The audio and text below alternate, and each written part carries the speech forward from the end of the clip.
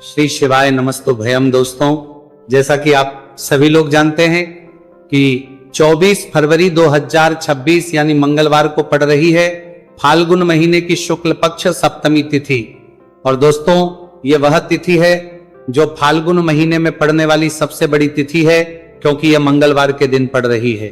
और हमारे हिंदू धर्म में इसका बहुत ही बड़ा और विशेष महत्व होता है।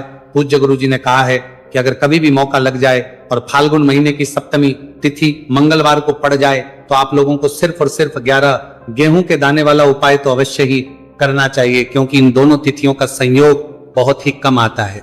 इसी के साथ दोस्तों, गुरुजी ने कहा है कि जब भी फाल्गुन महीने की सप्तमी तिथि पड़े तो आप लोगों को सिर्फ और सिर्फ 11 गेहूं के दाने वाला उपाय तो अवश्य करना। यह उपाय इतना खास है कि अगर आपने सही मुहूर्त पर सही क्रिया अनुसार 11 गेहूं के दाने वाला उपाय कर लिया, जो प्राचीन काल के समय का महा उपाय है, तो मान के चलिए दोस्तों, महादेव जी के आशीर्वाद से आपके जीवन का कितना ही बड़ा दुख हो उससे आपको मुक्ति मिल जाएगी। आपकी कोई भी मनोकामना हो, मान लीजिए आप नौकरी की तैयारी कर रहे थे तो आपकी नौकरी लग जाएगी, आपका बंद पड़ा व्यापार चल पड़ेगा।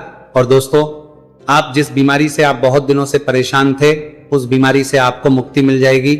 आपके जीवन में धन आना शुरू हो जाएगा, आपके जीवन में धन आने के नए नए रास्ते खुल जाएंगे। और मान के चलिए दोस्तों, फिर आपको किसी भी प्रकार की परेशानी का सामना नहीं करना पड़ेगा। इसीलिए दोस्तों, 24 फरवरी मंगलवार के दिन आप लोगों को इस वाले उपाय को जरूर कर लेना है।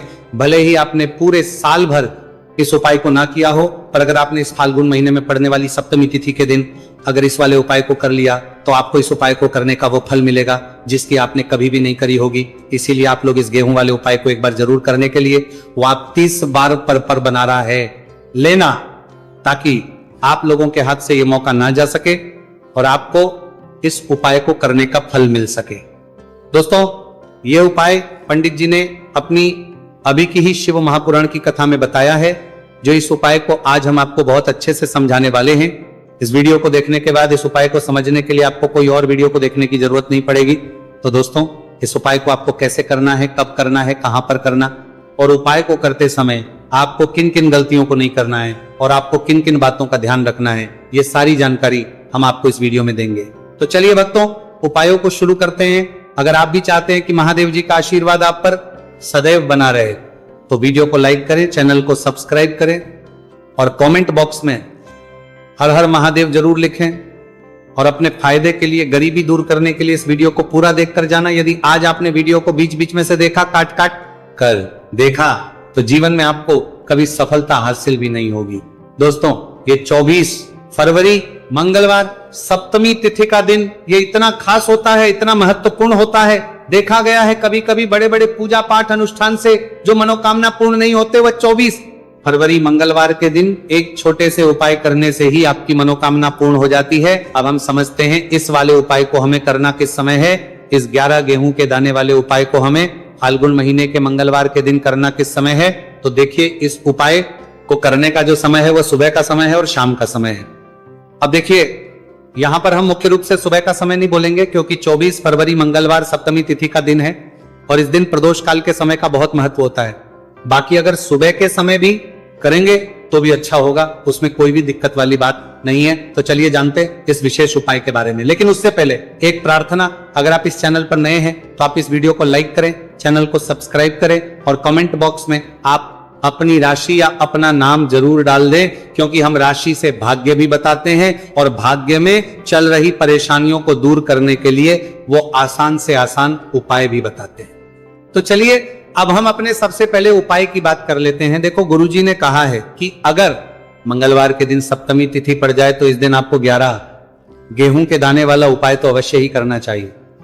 देखो, ये उपाय, यदि आपके जीवन में कर्जा बहुत अधिक है, आपके जीवन में संकट बहुत अधिक रहते हैं, आपके ऊपर बहुत अधिक विपदा आ रही है, बार बार आपको अपने व्यापार में और अपने धन में हानि देखने को मिल रही है कि आपको प्रत्येक कार्य में हानि हो रही है, तो आपको ये उपाय करना चाहिए। देखिए, इस उपाय के लिए आपको 11 गेहूं के दाने आपको लेने हैं, ठीक है। 11 दाने लेने के बाद में आपको जरूरत होगी चावल के दानों की। 11 चावल के दाने और 11 गेहूं के दाने, और चावल के दाने खंडित नहीं होने चाहिए। अब आप कहोगे पंडित जी गेहूं कहां से लेने हैं? देखो, आपको किसी भी किराना स्टोर पर गेहूं के दाने आपको आसानी से मिल जाएंगे, जाकर ले लेना, ठीक है ना।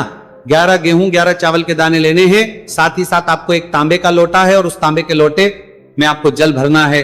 जल आपका खुद के घर का होना चाहिए, मंदिर का नहीं होगा। अब आप ये सब सामग्री लेकर पहुंच जाओगे महादेव के शिवलिंग के पास में शाम के टाइम पे प्रदोष काल में। देखो जब आप ये उपाय कर रहे हो तो अपना फेस रखना उत्तर दिशा, नॉर्थ डायरेक्शन की तरफ। अब यहां पर जो मैं आपको क्रम बताने जा रहा हूं ना, उस मेरे क्रम को बहुत ध्यान से सुनिए। महादेव को अगर कोई सबसे प्रिय है ना, तो उनकी सबसे छोटी पुत्री जिनका नाम है माता अशोक सुंदरी, जो आपके पास में चावल 11 दाने हैं ना, उन चावल के 11 दानों को माता अशोक सुंदरी के स्थान पर आपको अपना नाम और गोत्र बोलते हुए समर्पित कर देने हैं, है ना। और चावल के दानों को रखने के बाद में जो आपके पास में तांबे का लोटा है ना, उस तांबे के लोटे को कहीं पे भी हम जल नहीं चढ़ेंगे। सिर्फ और सिर्फ माता पार्वती का जो हस्त कमल आपको दिख रहा है, यहीं पे गोल गोल आपको समर्पित करना है, उसी जल को, और कहीं नहीं। ना तो माता अशोक सुंदरी के स्थान पर, ना तो शिवलिंग के ऊपर, सिर्फ आपको यहां पे गोल गोल जलाधारी पर आपको उस जल को समर्पित करना है। अब आपके पास में बचे हुए हैं 11 गेहूं के दाने और बचे हैं। उन्हीं 11 गेहूं के दाने को आपको अपनी मनोकामना, अपने विशेष कहते हुए महादेव के शिवलिंग के ऊपर अगर आप सप्तमी तिथि के दिन प्रदोष काल में समर्पित कर देते हैं, तो आपकी जो भी मनोकामनाएं होंगी, जो भी विश होंगी, महादेव पूरी जरूर करते हैं। अन्न को समर्पण करने से, उस खासकर गेहूं को समर्पण करने से हमारी इच्छाएं पूरी होती हैं। और अगर वह दिन मंगलवार सप्तमी तिथि का दिन हो, तब तो इससे सुंदर संयोग कुछ भी नहीं हो सकता। आपकी इच्छाओं को पूरा करने के लिए स्पेशल बहुत प्यारा सा उपाय आप सभी को जरूर करना है। ध्यान में रखिएगा, ये उपाय प्रदोष काल में करना है। देखो गुरुजी ने कहा है, भगवान शिव के शिवलिंग पर 33 कोटि देवी देवताओं का वास होता है। अगर हम शिवलिंग के सामने कुछ भी उपाय करते हैं तो हमारे सभी देवी देवता हमसे खुश हो जाते हैं। ये उपाय आपको अवश्य करना है। देखो सुबह के टाइम नहीं कर सकते, ठीक है। अब बात करते हैं अगले उपाय की। देखो इस उपाय के लिए आपको लेना है एक गोल बाती का दीपक। आप चाहे तो मिट्टी का ले सकते हैं या फिर घर से शुद्ध आटा मढ़कर उसका दीपक आप तैयार कर सकते हैं। इसके बाद आपको लेना है शुद्ध गाय का घी। अगर वो नहीं है तो कोई भी देसी घी इस्तेमाल कर सकते हैं, जिससे आपको दीपक प्रज्वलित करना है। देखो अब ये सब सामग्री लेकर आपको जाना है प्रदोष काल में आपके घर पर तुलसी जी के घेरे के पास में। देखो ये उपाय तो आपको अवश्य करना है। देखो वहां पहुंचकर सबसे पहले वो दीपक आपको प्रज्वलित कर देना है और काग 11 बार जाप करना है। उसके बाद आपको अपने सीधे हाथ में थोड़ी हल्दी लेकर उस दीपक में अपना नाम और गोत्र बोलते हुए डाल देना है। उसके बाद माता लक्ष्मी से आपको प्रार्थना करना है कि हे महालक्ष्मी, हमारी सभी दुख तकलीफों को दूर करो। हे महादेव, हमारे सब दुख कष्टों को खत्म करो। इस भावना से आपको यह उपाय करना है। चलिए अब बात कर लेते हैं दूसरे उपाय की। दोस्तों आप सभी जानते हैं कि मंगलवार सप्तमी तिथि का दिन समर्पित होता है भगवान महादेव को, या कि माता पार्वती को सप्तमी तिथि का दिन समर्पित होता है। और जब भी हम शिवलिंग के ऊपर कोई भी उपाय करते हैं तो इससे हमें एक साथ भगवान महादेव की ओर माता पार्वती की कृपा प्राप्त हो जाती है। देखिए दोस्तों, गुरुदेव ने बताया है कि मंगलवार के दिन किया जाने वाला यह सबसे खास और सर्वश्रेष्ठ उपाय है। 7 चने की दाल लेनी है। देखिए आप 7 चने की दाल भी ले सकते हैं या फिर 11 भी ले सकते हैं, 21 या फिर 108 चने की दाल ले सकते हैं। यदि आप 21 चने की दाल लेते हैं तो यह आपके उपाय के लिए अत्यधिक सर्वोत्तम होता है। तो इस प्रकार से आप कम से कम 7 चने की दाल ले सकते हैं और अधिक से अधिक आप 108 चने की दाल ले सकते हैं।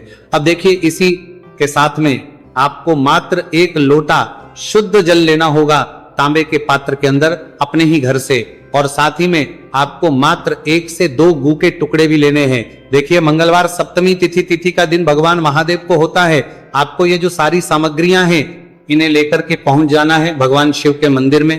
इस उपाय को आप सुबह से लेकर के शाम तक किसी भी समय में कर सकते हैं, लेकिन यदि आप शाम के समय इस उपाय को करते हैं तो यह उपाय आपके लिए और अधिक सर्वोत्तम होता है। तो यदि आपको प्रदोष काल के समय में मिल जाता है तो फिर आप प्रदोष काल में भी कर सकते हैं, या फिर आप पूरे ही दिन में किसी भी समय इस उपाय को कर सकते हैं। शिव मंदिर पहुंचने के बाद सबसे पहले तो आपको दक्षिण दिशा में बैठ जाना है। उत्तर दिशा की तरफ आपको अपना मुख कर लेना है। लेकिन यदि शिवालय में भीड़ है, शिव मंदिर में भीड़ है, तो फिर आप किसी भी दिशा में बैठकर इस उपाय को कर सकते हैं। तो देखिए सबसे पहले आपके पास जो गुड़ के टुकड़े हैं जो आप गुड़ के टुकड़े लेकर के आए थे, उन्हें आपको शिवलिंग के सामने ही जो आपके पास एक लोटा जल है, उस पात्र में आपको ये गुड़ के टुकड़े डाल देना है। इसी के साथ में आप जो